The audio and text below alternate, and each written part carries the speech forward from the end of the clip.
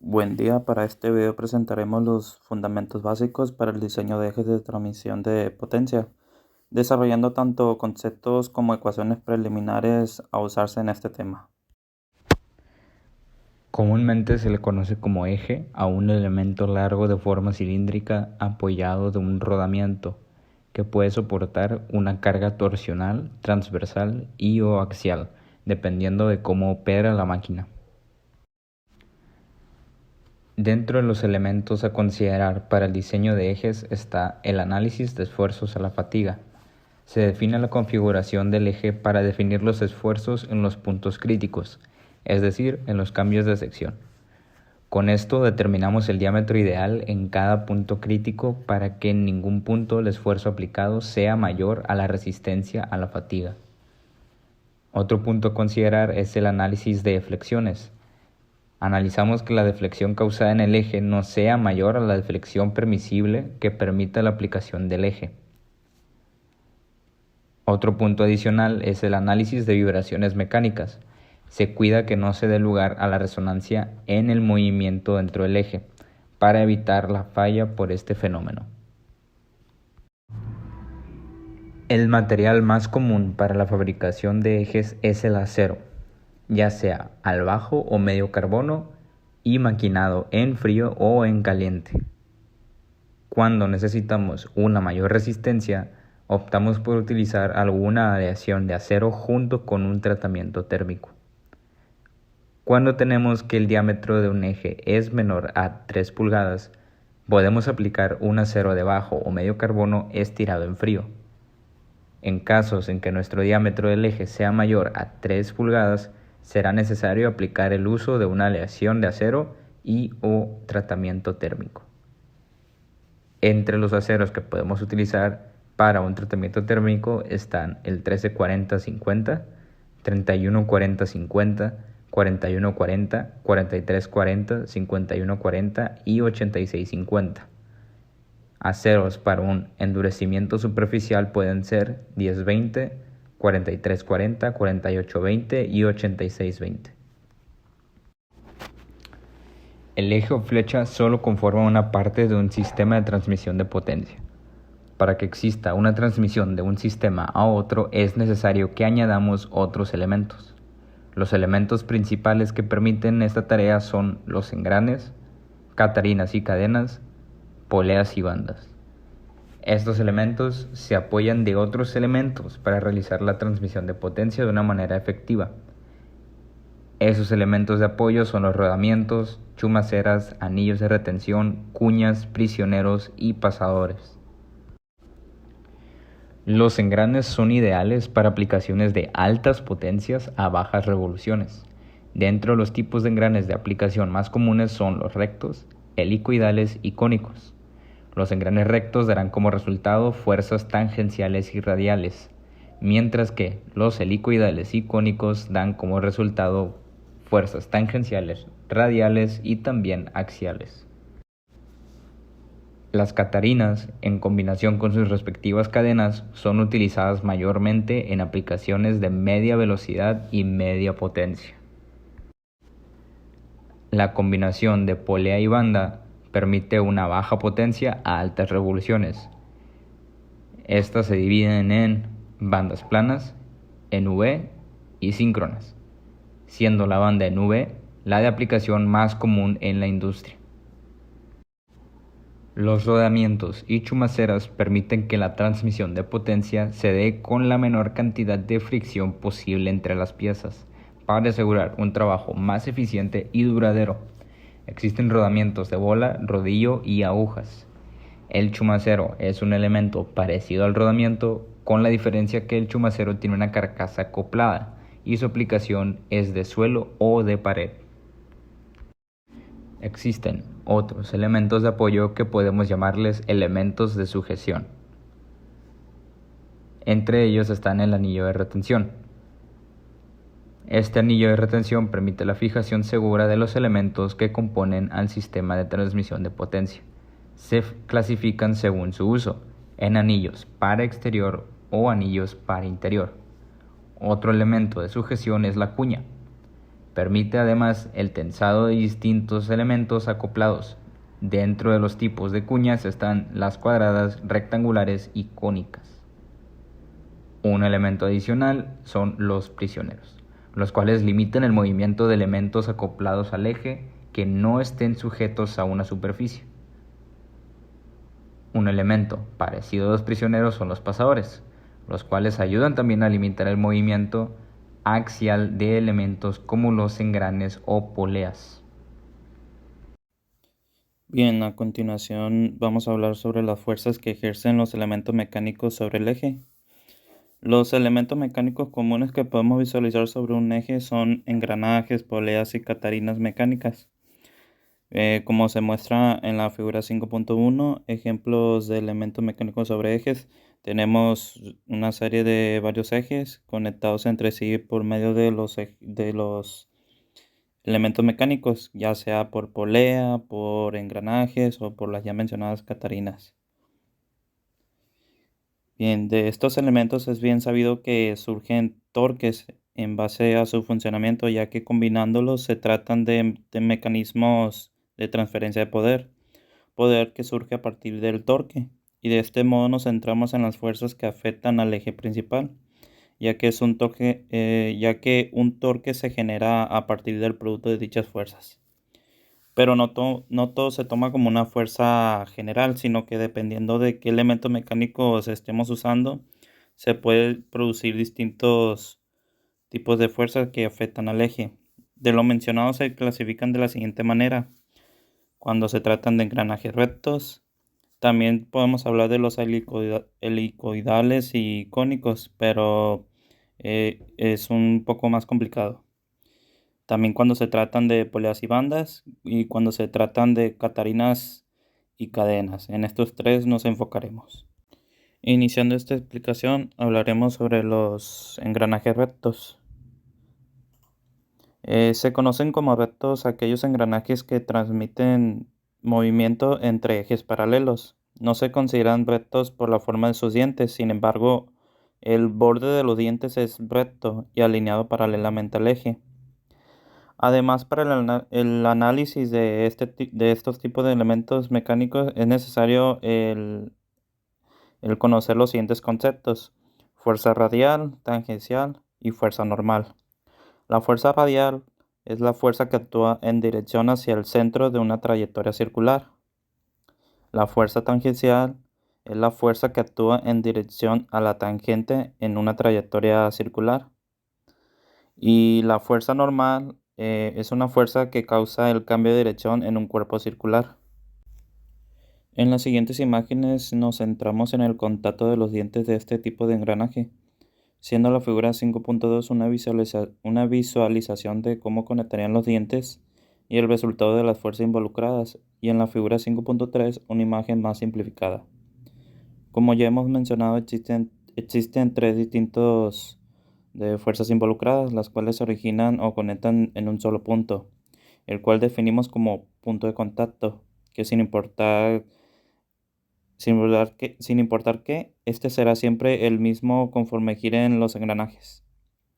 Tenemos la fuerza radial que en dirección al centro del engranaje cruzando por el punto de contacto, y una fuerza tangencial que es tangente a la circunferencia de los dientes de dicho engranaje, formando un polígono cuadrilátero al unir ambos puntos de los vectores de fuerza, siendo la resultante de este la fuerza normal, que ya mencionaba que originaba el giro del engranaje. La obtención de estas fuerzas surge a partir del torque del engranaje, como se visualiza en la primera fórmula, medido en caballos de fuerza sobre revoluciones por minuto. Esto básicamente nos dice que conociendo tanto potencia como velocidad del engranaje se puede obtener el torque de este mismo.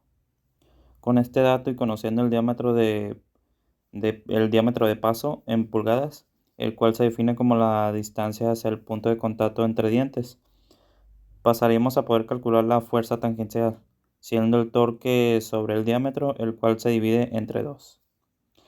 Para llegar al dato de la fuerza radial, anexamos una nueva variable, la tangente del ángulo que surge entre los vectores de la fuerza tangencial y la fuerza normal, o también el ángulo del punto de contacto, que se denota con el símbolo phi, el cual realmente no se necesita calcular, ya que normalmente son ángulos de 14.5, 20 o 25 grados según las especificaciones del engranaje.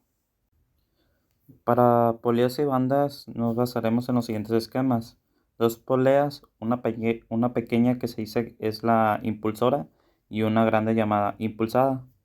Como la polea chica se encuentra girando en sentido antihorario, la parte superior de la banda se volverá tensa, mientras que la inferior será una parte floja. Pero aún así podemos visualizar fuerza en ambos extremos.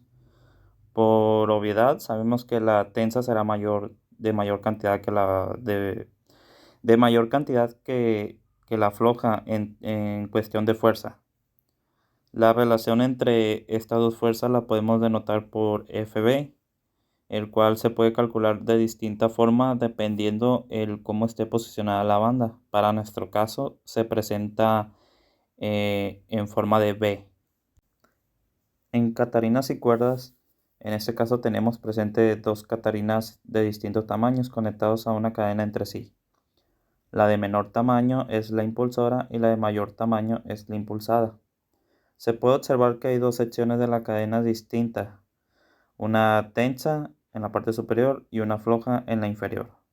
Básicamente, cuando la catarina pequeña genere un torque en el sentido antihorario indicado, se transmitirá su potencia por la parte tensa.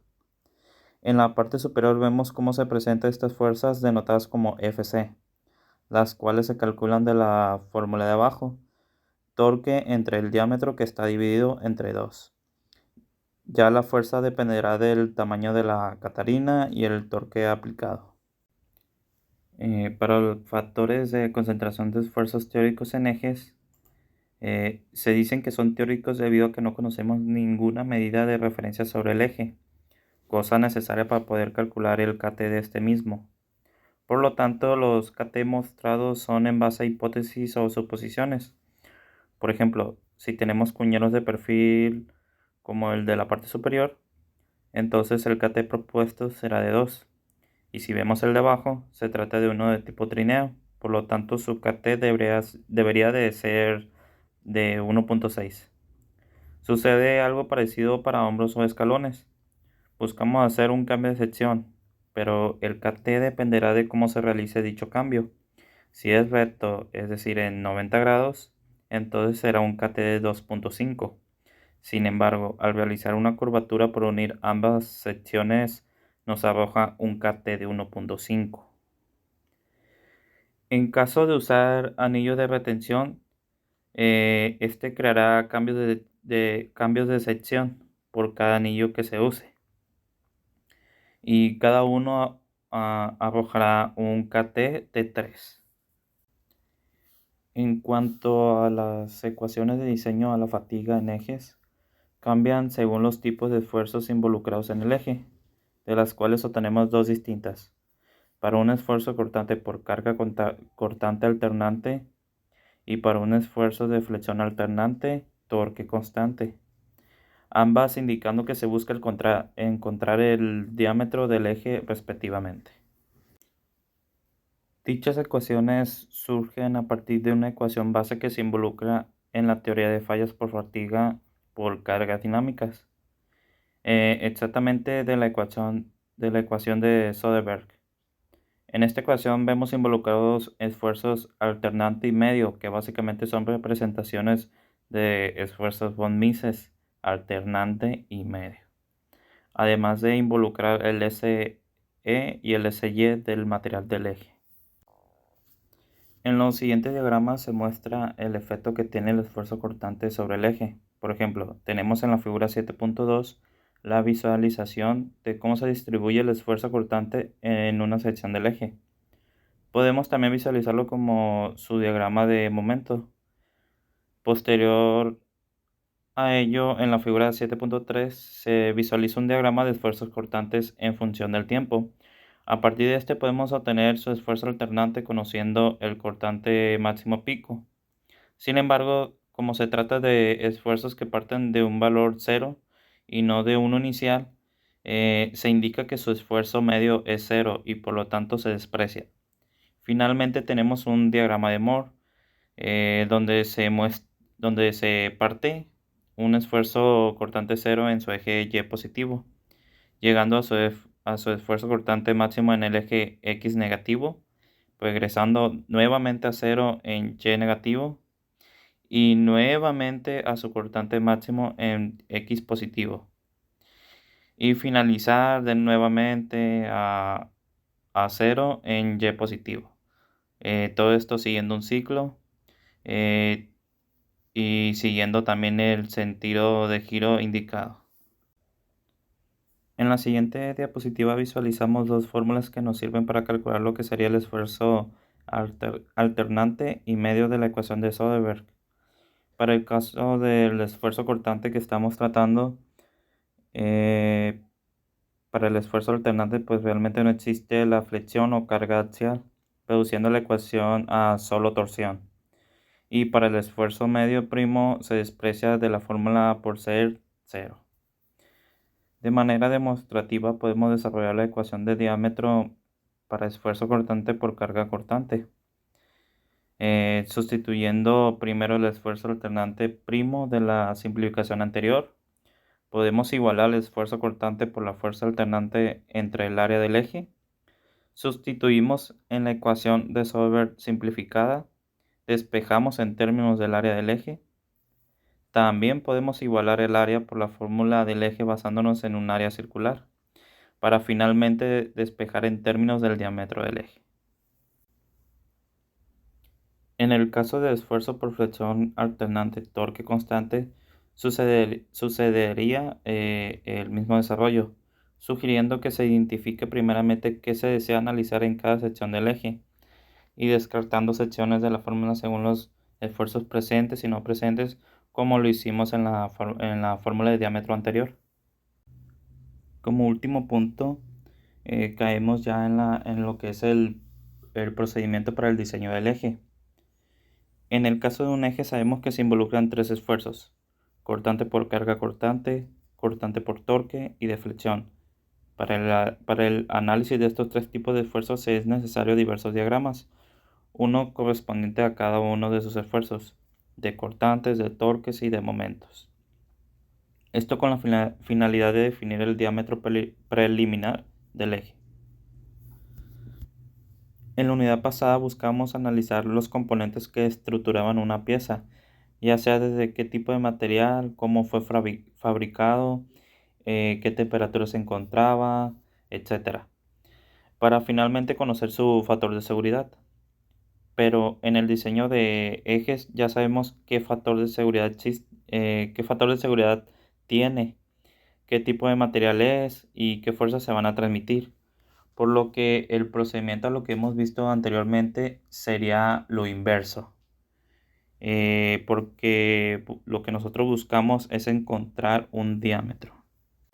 Con esto último concluimos nuestra presentación. Esperamos haya sido de ayuda. Finalmente le dejamos las referencias que utilizamos para realizar esta investigación. Y por nuestra parte es todo. Muchas gracias.